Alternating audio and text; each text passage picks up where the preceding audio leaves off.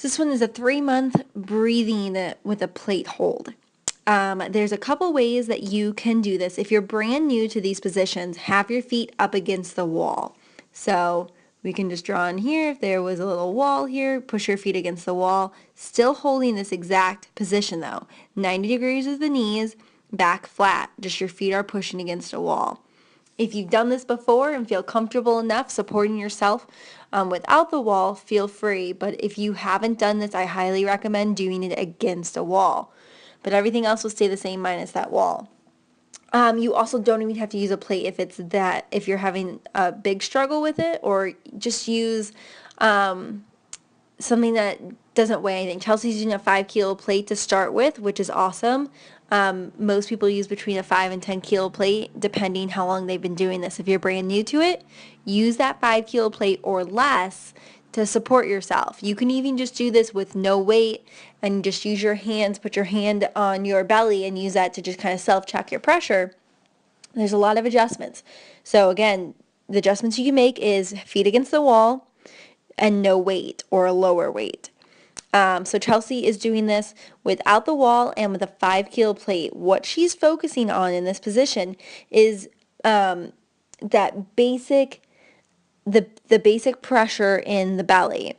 So she wants to focus on keeping pressure but not overstraining herself.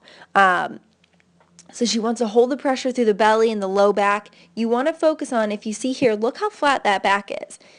If I were to put my hand underneath that arch, there wouldn't be any space there. You want to think about filling the space between the floor and your back.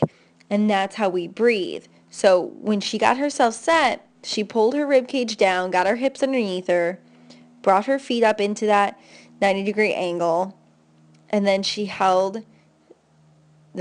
took that inhale and pushed out 360. So that means the stomach, the sides, and the back, and holds that pressure. Don't forget to breathe, guys. You got to hold that pressure while still breathing.